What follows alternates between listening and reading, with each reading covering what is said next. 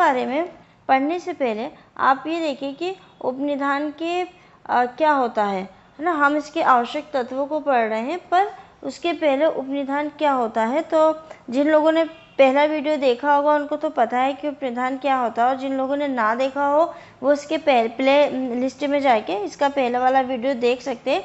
उपनिधान होता है एक ऐसा कॉन्ट्रैक्ट, विशिष्ट प्रकार का कॉन्ट्रैक्ट जिसमें कि वस्तुओं का लेन देन किया जाता है किसी उद्देश्य की पूर्ति के लिए, जिसके अंदर एक व्यक्ति के पास कब्जा होता है और एक व्यक्ति के पास स्वामित्व होता है। जैसे कि धोबी को कपड़े धुलाई के लिए देना। धोबी को अगर आप कपड़े धुलाई के लिए दे रहे हो तो आप एक निश्चित उद्देश्य के लिए दे रहे हो कि आप कपड़ा दे रहे हो, वो उस कपड़े को धो के जैसे ही वो कपड़ों की धुलाई कर देगा मतलब उसका उद्देश्य पूरा हो गया और उसने वो कपड़े आपको सौंप देगा। तो ये जो है ये उपनिधान कहलाता है। आप केवल उसको कपड़े का कब्जा देते हो, धोबी को स्वामित्व आपका ही रहता है, आप ही उसके स्वामी रहते हो। तो इस प्रकार से ये जो संविदा होती है ये उपनिधान की संविदा कहलाती है। उपनिधान की संविदा के आवश्यक तत्वों की अगर हम चर्चा करें तो जैसा कि एक आम संविदा में होता है, एक आम कॉन्ट्रैक्ट में होता है कि संविदा करने के लिए सबसे पहले हमको 2 पक्षकारों की आवश्यकता होती है। तो उपनिधान में भी 2 पक्षकार होते हैं। देखिए कॉन्ट्रैक्ट फर्स्ट या सेकंड आप जो भी पढ़ रहे हो, जब भी आप आवश्यक तत्व पढ़ें तो आप आंख बंद करके जो है ये पक्षकार वाला पॉइंट तो आप पहले डाल सकते हैं, और दूसरा पॉइंट आप डाल सकते हैं पक्षकारों की सक्षमता वाला कि कौन से पक्षकार है जो कॉन्ट्रैक्ट करने में सक्षम है। ये आप कॉन्ट्रैक्ट के जितने भी क्वेश्चन आते हैं वो सारे क्वेश्चनों में आप ये डाल सकते हैं। अब 2 पक्षकार कौन होते हैं, तो पहला पक्षकार होता है उपनिधाता। उपनिधाता वह व्यक्ति होता है जो किसी विशेष उद्देश्य के लिए माल का परिधान करता है, और उपनिहिती वह व्यक्ति होता है जिसे किसी विशेष उद्देश्य के लिए माल का परिधान किया जाना है। देखिए धोबी है, धोबी को अगर हम कपड़े धोने के लिए दे रहे हैं तो जो कपड़े धोने के लिए दे रहा है वो उपनिधाता हो गया, और जो धोबी कपड़े ले रहा है वो उपनिहिती हो गया है।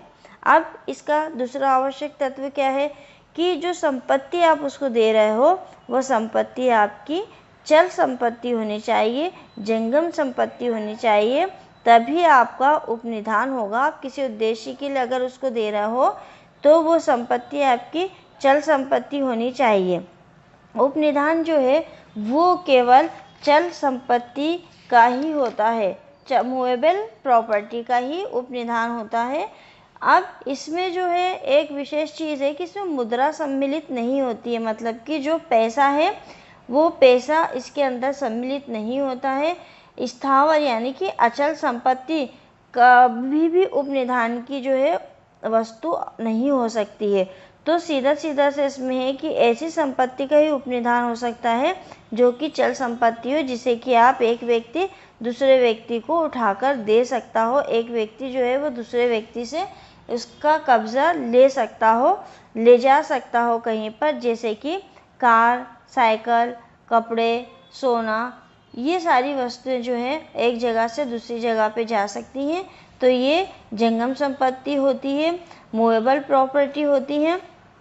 तीसरा हमारा पॉइंट है वास्तविक कब्जे का परिधान। अगर आप किसी व्यक्ति को कोई वस्तु सौंप रहे हो तो उसका कब्जा वास्तविक रूप से उस व्यक्ति के पास होना चाहिए। कैसे? उपनिधान संविदा के लिए वस्तु या माल का परिधान करना आवश्यक होता है। माल के कब्जे द्वारा परिधान तब माना जाता है जब माल एक व्यक्ति द्वारा दूसरे व्यक्ति को सौंप दिया जाता है, और कब्जे का जो परिधान है वो 2 प्रकार से हो सकता है। पहला वास्तविक कब्जा, या हम ये कह दें कि वस्तु का परिधान, मतलब आपने उस व्यक्ति को वस्तु सौंप दी हो। जैसे इसमें माल का भौतिक कब्जा उपनिधाता द्वारा उपनिहिती को दिया जाता है। जैसे सुनार को सोना देना, आपने क्या करा, सुनार को आप सोना दे दिया आपने, मतलब आपने माल का कब्जा उसको सौंप दिया। टेलर को कपड़े देना, आपने टेलर को कपड़े सौंप दिए। कि रिपेयरिंग के लिए स्कूटर देना, तो आप स्कूटर उस जगह पे रख कर आ गए, मतलब आपने उसको कब्जा दे दिया, अब वो उसके कब्जे में है। एक परिधान होता है विवक्षित परिधान, जो आपको दिखाई तो नहीं देता लेकिन आचरण द्वारा दिखाई देता है। इसमें माल का भौतिक कब्जा नहीं दिया जाता है, बल्कि कोई ऐसा कार्य किया जाता है जिसमें माल का कब्जा उपनिहिति को होना मान लिया जाता है। अब विवक्षित परिधान में क्या, भौतिक कब्जा नहीं दिया जाता, मतलब वो वस्तु आपको सौंपी नहीं जाती है, परंतु कोई ऐसा कार्य किया जाता है जिससे कि ये मान लिया जाता है कि आपने को जो है उपनिधान हो गया है। तो ऐसा कौन सा, जैसे माल की बिल्टी देना। आपने कोई माल खरीदा है और वो, मान लीजिए कि हमने एक साड़ी खरीदी है, हमने साड़ी खरीद ली। अब साड़ी की जो है उसने फॉल पिको के लिए हमारी साड़ी को रख लिया और उसने उसके बदले में हमको उसका बिल दे दिया।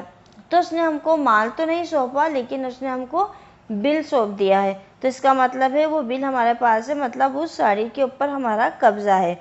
तो वैसे ही माल की बिल्टी देना या गोदाम की चाबी देना। अगर आपने अपने गोदाम, किसी के गोदाम में कोई माल रखवाया है, तो उसने वो माल अपने गोदाम में रख के उसकी चाबी आपको सौंप दी, तो इसका मतलब ये हुआ कि आपको भौतिक कब्जा उसका मिल गया। अब भौतिक रूप से कब्जा वैसे नहीं मिला कि उसने आपको माल सौंप दिया, उसने आपको चाबी दे दी।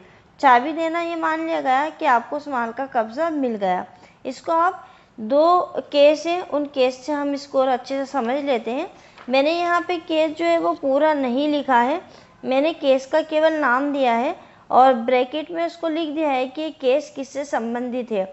जब आप इसको एक बार सुन लेंगे, समझ लेंगे, तो आपको ये शॉर्ट में लिखा हुआ जो ब्रैकेट में है इससे भी समझ में आ जाएगा। देखिए, उल्टा ज़ैन बनाम निकोलस, ये एक ऐसा बात था जिसमें एक वादी जो है वो खाना खाने के लिए एक होटल में गया और वहाँ पर एक वेटर ने अपनी स्वेच्छा से वादी का ओवरकोट लेकर उसे कुर्सी के पीछे, जिस पर कि वादी बैठा हुआ था, उसके पीछे उसको लटका दिया।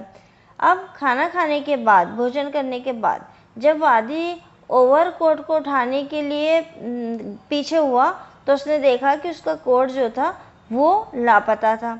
अब उसने कोट की हानि के लिए, कोट के नुकसान के लिए होटल मालिक के विरुद्ध केस लगाया।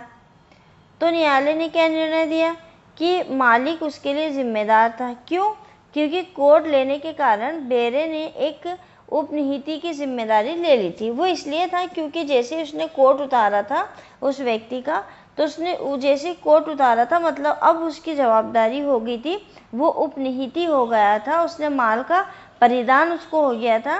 तो जब तक वो व्यक्ति खाना खाएगा तब तक उसको उस कोट की जो है हिफाजत करनी थी, देखभाल करनी थी, और अगर वो कोट लापता हो गया है तो उसके लिए वो व्यक्ति जिम्मेदार होगा, क्योंकि उसने एक उपनिहिति की जिम्मेदारी ले ली थी, उसने उस वस्तु को अपने कब्जे में ले लिया था। अब दूसरा उसी से रिलेटेड केस है कालिया पेरुमल बनाम विशाल लक्ष्मी। ये भी मैंने ब्रैकेट में लिख दिया, सोने के गहने। देखिए, इस मामले में क्या था, एक महिला थी, वो सुनार के पास गई अपने पुराने आभूषण लेकर और ये बोला कि इसको गलाकर नए आभूषण बना दे। ठीक है, अब नए आभूषण बनाने के दौरान में वो महिला क्या करती थी कि रोज़ शाम को जाती थी और अधूरे बने आभूषण सुनार से ले लेती थी और एक बक्से में रखती थी। उस बक्से में ताला लगा के सुनार के ही कमरे में रखकर अपने घर चली आती थी।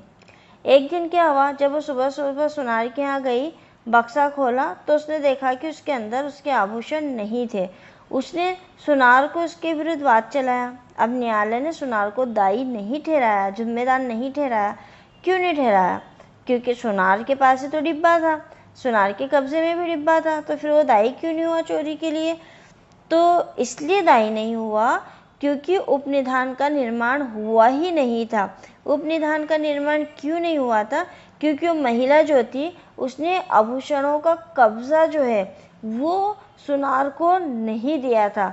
वो क्या करती थी, रोज़ सुबह जाती थी, बक्स का जो ताला था, चाबी उसके पास थी, महिला के पास ही, वो खुद ही उसको खोलती थी, उसको सुबह जाके बक्सा खोल के ज्वेलरी उसको दे देती थी। वो व्यक्ति गला के जितना भी ज्वेलरी नहीं बनाता था, शाम को ये महिला फिर जाती थी और उस बक्से को ताला लगाती थी, चाबी अपने साथ लाती थी। उसने केवल ये करा था कि बक्सा उसके वहाँ छोड़ा था दुकान पे, लेकिन उसने आभूषण का कब्जा उस सुनार को नहीं दिया था। उसने बक्से की चाबी सुनार को नहीं दी थी, बल्कि चाबी महिला अपने पास रखती थी। तो मतलब कब्जा किसका हुआ? कब्जा महिला के पास ही था। तो सुनार का इस प्रकार से उपनिधान का या उपनिहिति के रूप में सुनार दायी नहीं हुआ, क्योंकि उसको संपत्ति का कब्जा मिला ही नहीं था। तो ये हमने 2 केस देखे हैं, उल्टा ज़ेन और कालिया पेरुमल का, जो कि उपनिधान का महत्वपूर्ण केस है और कभी कभी केस के नाम से कंपटीशन एग्जाम में पूछा भी जाता है। अगर हम इसके चौथे पॉइंट की बात करें, माल का परिधान किसी प्रयोजन के लिए हो, मतलब किसी उद्देश्य के लिए हो। इसमें माल के परिधान का उद्देश्य कोई कार्य करना या माल की देखरेख करने का भी हो सकता है। मतलब कोई या तो कोई कार्य करे या माल की देखरेख करें। जैसे साइकिल स्टैंड, साइकिल स्टैंड में क्या होता है कि आप साइकिल रख के आते हो और साइकिल स्टैंड वाला उसकी देखरेख करता है। तो ये हम जब भी किसी माल का परिधान करें तो वो किसी एक विशेष उद्देश्य के लिए ही होना चाहिए। 5वां पॉइंट है हमारा, उद्देश्य पूरा होने पर माल का लौटाना। जैसे उद्देश्य पूरा हो जाएगा तो माल को लौटाया जाना एक अनिवार्य शर्त होती है।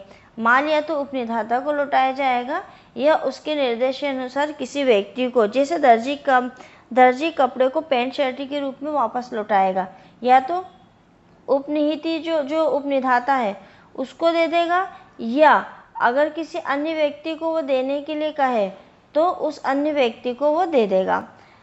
माल का परिधान जो है, अगला हमारा पॉइंट है 6, कि माल का परिधान किसी संविदा के अंतर्गत होना चाहिए। उपनिधाता के लिए माल का जो परिधान है उपनिधाता या उपनिहिति के मध्य किसी संविदा के अंतर्गत होना चाहिए। यदि माल का परिधान संविदा के अंतर्गत नहीं होता है तो वह उपनिधान नहीं होगा। कैसे? तो हम एक केस के माध्यम से पढ़ते हैं। राम गुलाब बनाम यूपी सरकार। इस वाद में वादी के कुछ जेवर थे जो पुलिस ने चोरी के कहकर जब्त कर लिए थे। जेवर जो थे वो पुलिस की कस्टडी में से चोरी चले गए। बाद में वादी ने यह साबित कर दिया कि वो जो जेवर थे वो चोरी के नहीं थे। जब वो थाने पे लेने गया तो थाने पे से वो चोरी हो गए थे, उसको वो जेवर मिले नहीं। तो उसने क्या करा, उसने सरकार के विरुद्ध अपने जेवरों को पाने के लिए वाद लगाया, केस लगाया। पर न्यायालय ने वहाँ क्या कहा कि जो वो परिधान था वो किसी संविदा के अंतर्गत नहीं था, इसलिए सरकार जो है उपनिहिति नहीं है और वो जेवरों को उसको वापस नहीं लौटा सकती, क्योंकि उन दोनों के बीच में किसी भी प्रकार का कोई ऐसा कॉन्ट्रैक्ट नहीं हुआ था कि वो अपना जेवर उसको दे और वो बदले में उसके जेवर की हिफाजत करे। परंतु इस केस को बाद में कहाँ पे उलट दिया गया था? जुबली मिल्स बनाम भारत के गवर्नर। इसमें ये कहा गया था कि उपनिधान की जो संविदा है वो विवक्षित भी हो सकती है। कैसे? तो रेलवे प्लेटफार्म पर माल का जलना। अब देखिए इस केस में क्या हुआ था कि एक स्टेशन मास्टर था, उसने उसकी सहमति से माल जो था एक व्यक्ति ने रेलवे प्लेटफार्म पर रख दिया था। अब क्यों रख दिया था? क्योंकि उस समय माल लादने के लिए डिब्बा उपलब्ध नहीं था। तो स्टेशन मास्टर ने उससे कहा कि आप अपना माल जो है वो रेलवे प्लेटफार्म पर रख दो, जब भी कोई खाली डिब्बा आएगा उसके अंदर हम ये माल को लाद देंगे। जब माल प्लेटफार्म पर पड़ा था तब एक इंजन उधर से गुजरा, उसकी चिंगारी से माल जो है वो जल गया। तो रेलवे कंपनी को इस हानि के लिए उत्तरदायी ठहराया गया। तो पहले वाले केस में क्या था कि पुलिस कस्टडी में उसने जेवर तो पुलिस ने जब्त कर लिए थे, लेकिन पुलिस को जो है जब पुलिस की कस्टडी से भी वो जेवर चोरी कर चले गए तो उसको उपनिहिति नहीं माना था। ये कहा गया, कोर्ट ने ये कहा कि कॉन्ट्रैक्ट ही नहीं हुआ है, तो कॉन्ट्रैक्ट आपके बीच में नहीं था तो फिर ये माल को आपको नहीं लौटाएंगे। पर इससे तो क्या होता है कि बहुत सारी चीज़ें गलत हो जाती है, क्योंकि पुलिस तो किसी भी व्यक्ति की कोई वस्तु को लेके अपने पास रख लेती और उसको लौटाती नहीं। तो इस केस को फिर यहाँ पे जुबली मिल्स बनाम भारत के गवर्नर में इस केस को उलट दिया गया था। ये कहा गया था कि जो कॉन्ट्रैक्ट होता है वो विवक्षित भी हो सकता है, क्योंकि यहाँ पर क्या था कि स्टेशन मास्टर ने उसको कह दिया था कि आप प्लेटफार्म पे रख दें, जैसे कोई नया डिब्बा आएगा हम उसके ऊपर आपके माल को लाद देंगे, चढ़ा देंगे। तो अगर वैसे में वो कोई क्षति होती है तो फिर उसको जिम्मेदार ठहराया गया। दोस्तों, हमने आज कॉन्ट्रैक्ट सेकंड का उपनिधान संविदा के आवश्यक तत्व के बारे में पढ़ा है। और आपको मेरे वीडियोस कैसे लग रहे हैं आप मुझे कमेंट्स करके ज़रूर बताइएगा। शुक्रिया, धन्यवाद।